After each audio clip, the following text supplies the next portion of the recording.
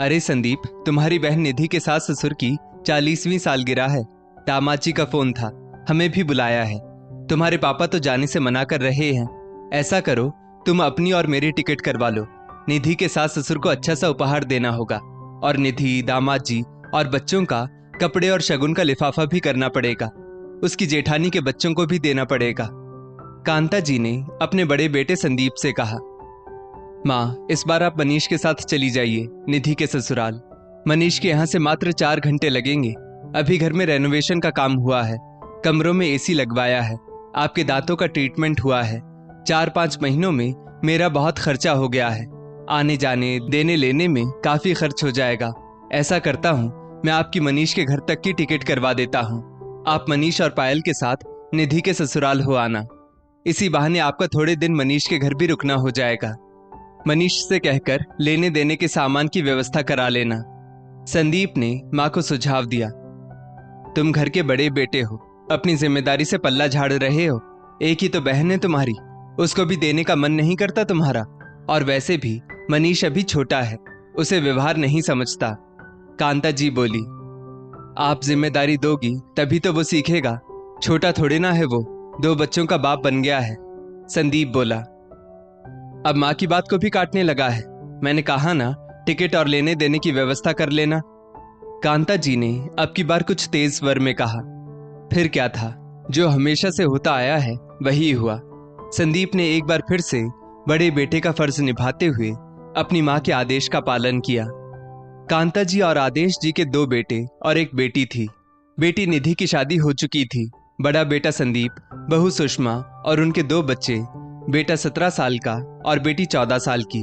बड़े बेटा बहू माता पिता के साथ रहते थे। अपना घर बनाने में संदीप को 5 लाख रुपए उसके पिता आदेश जी ने दिए थे। बस यही 5 लाख का बोझ वो पिछले कई सालों से उठा रहा है। संदीप एक आदर्श भाई व आदर्श बेटा था। अपने से छोटों के लिए, बड़ों के लिए वो अपना सब कुछ लुटा देता। फिर भी उसके ऊपर कुछ नहीं करने का आरोप लगाया जाता। पर वो अपने परिवार को खुश रखना चाहता था। इसके लिए उसे अपने पत्नी बच्चों का मन भी मारना पड़ता। वहीं छोटा बेटा मनीष प्राइवेट जॉब करता था। अपनी जॉब के चलते वो अलग शहर में गृहस्थी बसाए हुए था। साल में 1-2 बार परिवार सहित घर आता, माँ बाप के स्वास्थ्य की चिंता करता, उनके आराम के बारे में पूछता कि बड़े भाई भाभी उनका अच्छे से ध्यान रख रहे हैं या नहीं। छोटी बहू भी सास के पैर दबाती, मीठी मीठी बातें करके उन्हें अपने पक्ष में करती। पर छोटा बेटा बहू ना तो माँ बाप को कुछ दिन रहने के लिए अपने घर बुलाते, न ही किसी प्रकार का आर्थिक सहयोग करते। बड़ा भाई संदीप छोटे भाई से मदद भी मांगता तो छोटे भाई के पास कोई न कोई बहाना तैयार रहता। कुछ दिनों बाद बड़ी बहू सुषमा कांता जी से कहती है, माँ जी, हमारा मेरी बहन के परिवार के साथ मुंबई लोनावला खंडाला जाने का प्रोग्राम बन रहा है। बेटे आरव की 12th की परीक्षा खत्म होने के बाद का टिकट करवा लेंगे, फिर वो अपने कॉलेज में व्यस्त हो जाएगा और बेटी अपनी 10th बोर्ड की तैयारी में। काफी समय से हम बहनों का मिलना भी नहीं हुआ है। सुषमा ने खुशी खुशी सब अपनी सास को बता दिया। कांता जी ने कुछ नहीं कहा। जाने के ठीक हफ्ते भर पहले कांता जी कहती हैं, बेटा संदीप, तुम्हारी मौसी अगले हफ्ते कुछ दिनों के लिए हमारे घर रुकने आने वाली हैं, इसलिए तुम लोग अपना घूमने का प्रोग्राम फिर कभी बना लेना। माँ जी, आपको तो पहले से ही हमारे प्रोग्राम का पता था। आप मौसी जी से कह सकती थी कि हमारे आने के बाद आए। बीच में ही सुषमा बोली, ऐसे कैसे अपनी बहन को आने से मना करती? तुम लोग नहीं रहोगे तो अच्छा नहीं लगेगा। खाने पीने की व्यवस्था कैसे होगी? कांता जी बोली। उन्हें लगा कि हर बार की तरह इस बार भी बेटा बहू अपनी इच्छा को मार देंगे। माँ जी, मैं खाना बनाने वाले का इंतजाम करके जाऊंगी। वैसे भी किसी मेहमान के आने पर आप ही उन्हें घुमाने ले जाती है। मुझे तो हर वक्त घर में रहकर खाना बनाने के लिए छोड़ दिया जाता है, इसलिए मेरा यहाँ रहना या ना रहना एक बराबर है। अभी तक जैसा आप लोगों ने कहा मैंने मान लिया।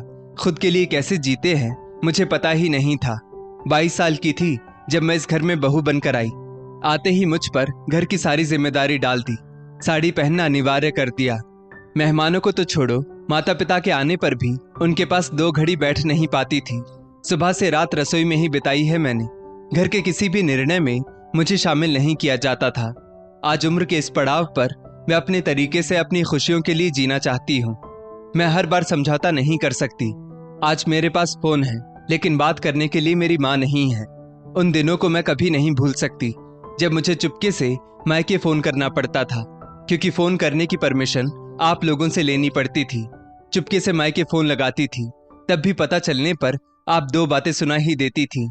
आज समय है, सुविधा है, लेकिन मेरी माँ नहीं है मेरी बात सुनने को।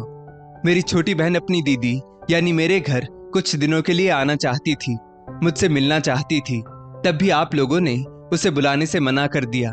मेरे पति ने भी मेरा साथ नहीं दिया, बस घर के बड़े बेटे बनकर रह गए। इतने सालों की टीस मेरे भीतर है, उसे शायद आप लोग नहीं समझ सकते। तब मैंने आपसे कहा था, देवरानी पायल के घर तो हर 6 महीने में उसके मायके से कोई ना कोई आता है। तब आपने कहा था वो अकेली रहती है ना, सास ससुर के साथ नहीं रहती। इसका मतलब मुझे सास ससुर के साथ रहने की सजा मिल रही है। जब मैंने अपने पति का सहयोग करने और अपनी काबिलियत का उपयोग करने के लिए सिलाई का काम चालू किया, तब भी आपने किसी भी प्रकार का सहयोग नहीं किया। उल्टा मुझे घर के नए नए कामों में और अपनी सेवा चाकरी में उलझाती रही। मैं सुबह 5 बजे उठ जाती, झटपट सारे घर के काम निपटाती, ताकि मुझे अपने शौक के लिए थोड़ा समय मिल सके और 2 पैसे भी कमा सकूं। पर इस बात से भी आपको जलन महसूस होने लगी। आपने मुझे आगे बढ़ने नहीं दिया, बल्कि मेरे रास्ते में रुकावटें डाली, घर में कलह का वातावरण बनाया। तब मेरे पति सिर्फ घर का बड़ा बेटा बनकर रह गए, मेरा साथ नहीं दिया। काम छोड़ने के अलावा कोई रास्ता नहीं छोड़ा था आपने। खैर, पुरानी बातें जाने दीजिए। आप ऐसा भी कर सकती हैं, आप और पापा जी देवर जी के यहाँ चले जाइए, वहीं मौसी जी को भी बुला लीजिएगा। मौसी जी को देवर जी के यहाँ पहुंचने में मात्र 2-3 घंटे लगेंगे। सुषमा बोली। हाँ माँ, पहली बार हम लोगों का प्रोग्राम बना है सुषमा के मायके वालों के साथ। बच्चे भी बहुत खुश हैं। इस बार मैं प्रोग्राम कैंसिल नहीं कर सकता। संदीप बोला। तुम्हें 9 महीने कोख में रखकर जन्म दिया है, तुम्हारा घर बनाने में मदद की, और आज तुम ही अपनी माँ को आंखें दिखा रहे हो। कांता जी ने इमोशनल ड्रामा किया। माँ, जैसे मैं आपका बेटा हूँ, वैसे ही मनीष भी तो आपका बेटा ही है। उसे भी तो कुछ जिम्मेदारियां दीजिए। वो तो अपने परिवार के साथ साल में 2-3 बार घूमने जाता है। हर शनिवार रविवार तो छोटी मोटी आउटिंग हो ही जाती है उनकी। मुझे भी अपने परिवार की खुशियों के बारे में सोचने दीजिए। क्या मैं अपने परिवार को शादी के इतने सालों बाद भी इतनी सी खुशी नहीं दे सकता? मुझे बड़ा बेटा होने की सजा मत दीजिए, मुझे बंधुआ मजदूर बनाकर ना रखे। संदीप ने आंखों में आंसू लाते हुए कहा। कांता जी ने अपने बड़े बेटा बहू की शिकायत अपनी बहन से की। अरे, आजकल के सब रिश्ते मतलब के हो गए हैं। बीवी और उसके मायके वालों के आगे मेरा बेटा अपनी माँ को भूल गया। मुझसे कह रहा है, छोटे बेटे के घर चले जाओ। माँ की बात का तो जैसे कोई मोल ही नहीं रहा। बात की गहराई को समझते हुए गीता मौसी ने कहा, इसमें गलत क्या है? बड़े बेटा बहू की शादी को 20 साल हो गए हैं। अब अगर वो अपनी खुशियों के बारे में सोच रहे हैं तो इसमें गलत क्या है? क्या घर के बड़े बेटा बहू को अपने लिए जीने का अधिकार नहीं है? दिन रात एक सी जिंदगी जीकर वो बोर नहीं हो जाते होंगे? वही सारी जिम्मेदारी रिश्तेदारी क्यों निभाएं? आज तक उन्होंने तुम्हारी हर बात में हाँ में हाँ मिलाई है, चाहे वो बात मानने लायक हो या ना हो। क्या ये सही है कि एक बेटा सारी जिम्मेदारी उठाए और दूसरा बेटा सिर्फ जमा पूंजी इकट्ठा करता जाए, सिर्फ अपनी मौज की जिंदगी जिए? अरे, तू तो किस्मत वाली है कि तुझे समझदार बड़ी बहू मिली। सास ससुर की माता पिता समान इज्जत करती है, मान देती है, सेवा करती है। तेरे बड़े बेटे ने तो सिर्फ जिम्मेदारियां ही उठाई है। अब उसे थोड़ा मुक्त कर, छोटे बेटे बहू को भी जिम्मेदार बना। तो तय हुआ, अब हम तेरे छोटे बेटे मनीष के घर मिलते हैं। गीता मौसी ने फोन पर कांता जी से कहा। कांता जी और आदेश जी बड़े बेटा बहू के जाने से पहले ही छोटे बेटे के घर पहुंच गए। छोटे बेटे के घर तो पूरा माहौल ही अलग था। छोटी बहू पायल ने सूट पहन रखा था। एक कामवाली घर की साफ सफाई कर रही थी, दूसरी रसोई में सब्जी काट रही थी। ये क्या बहू, तुम हमें कामवाली के हाथों का बना खाना खिलाओगी? हम नहीं खाने वाले, कांता जी ने मुंह बनाते हुए कहा। माँ जी, मेरी आदत नहीं है इतने सब लोगों का काम करने की। मैं सिर्फ खाना बनाने में मदद ले रही हूँ, पूरा खाना नहीं बनवा रही।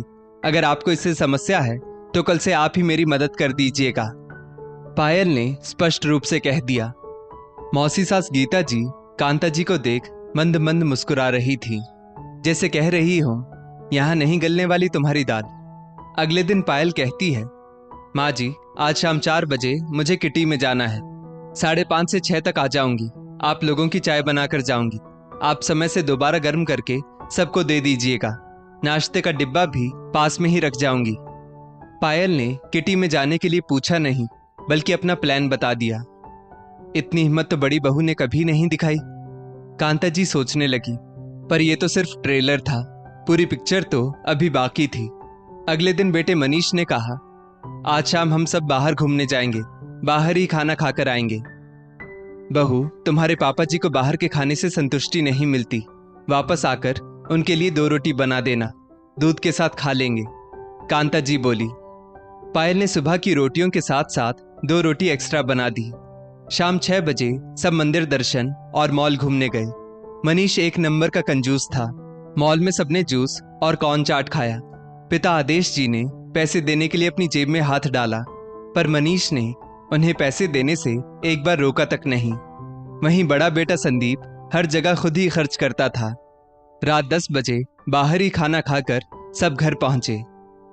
बहू, अपने पापा जी के लिए फटाफट 2 रोटी सेंक दो और दूध गर्म कर दो, कांता जी बोली। पायल झटपट 1 कप दूध और 2 रोटियां थाली में परोस कर ले आई। रोटी को हाथ से छूकर देखा तो कांता जी बोली, ये तो सुबह की बनी रोटी है। मैंने तुमसे कहा था ना कि रात को घर आकर 2 रोटी सेंक देना। तुमसे इतना भी नहीं होता।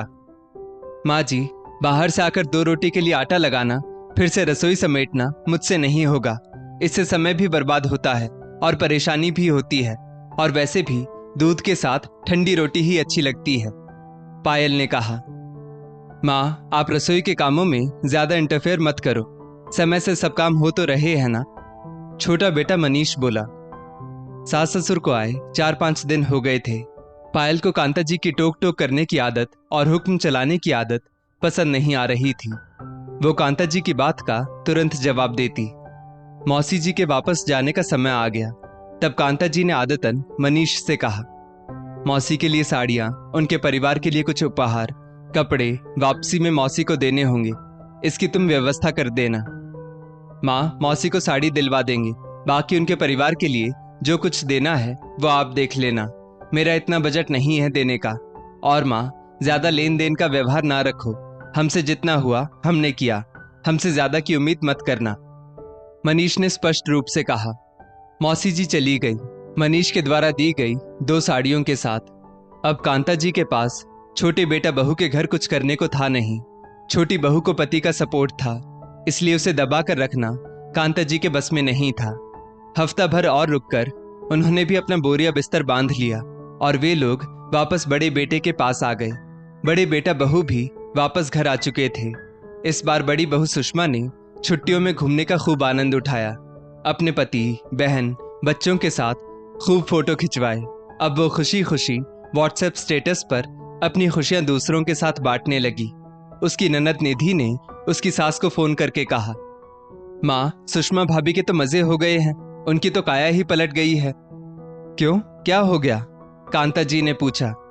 अरे मम्मी, भाभी का स्टेटस नहीं देखा क्या? 42 की उम्र में कैसे वेस्टर्न कपड़े पहन फोटो खिंचवाए हैं। लगता है आपने उन्हें काबू में रखना बंद कर दिया है। पहले तो साड़ी के अलावा कुछ नहीं चलता था आपके राज में, अब लगता है भाभी अपनी मर्जी की मालकिन हो गई है, निधि ने कहा। कांता जी ने बड़ी बहू से तो कुछ नहीं कहा, पर शाम को बेटा घर संदीप आया तो उससे इस विषय पर बात की। मैं क्या सुन रही हूँ, बहू ने साड़ी की जगह jeans top, 1 piece, salwar suit पहना था। आखिर वो घर की बड़ी बहू है, ये सब शोभा देता है क्या? माँ, 42 की उम्र में वो अपने तरीके से जीने लगी तो वो बुरी हो गई। आपकी सेवा मान सम्मान में तो कोई कमी नहीं रख रही, फिर क्यों हर वक्त बड़ी बहू कहकर आप उसे खुलकर जीने से रोक रही है? हर प्रकार की पाबंदी केवल बड़े बेटा बहू पर, सारे कर्तव्य हमारे, लेकिन अधिकार कुछ नहीं। हमें किसी तरह से भी जीने नहीं दे रही। संदीप इतना बोलकर अपने कमरे में चला गया। छोटे बेटा बहू के घर का हाल तो कांता जी अच्छी तरह से देख आई थी। उनसे तो किसी भी प्रकार की उम्मीद रखना बेकार था, इसलिए अब समझदार बनने में ही कांता जी ने भलाई समझी। बड़े बेटा बहू पर किसी चीज की जोर जबरदस्ती करने और उनकी जिंदगी में जरूरत से ज्यादा दखल देने से अब वो बचने लगी। दोस्तों, बेटे के जीवन में 2 पाटन के बीच साबुत बचा ना कोई। जैसी स्थिति पैदा ना होने दें। अब बेटे की बारी है, उसके निर्णय में सहयोग करें। बेटा आपका है, याद रखें। अब वो एक पति भी है, पिता भी है, इसलिए सामंजस्य बिठाने का प्रयत्न करें। अगर परिवार में 2 बेटे हैं तो दोनों को उनकी जिम्मेदारी सौंपें। सारा का सारा बोझ एक बेटे के कंधों पर ना डालें। इस स्टोरी को लेकर आपकी क्या राय है, नीचे कमेंट करके जरूर बताइएगा।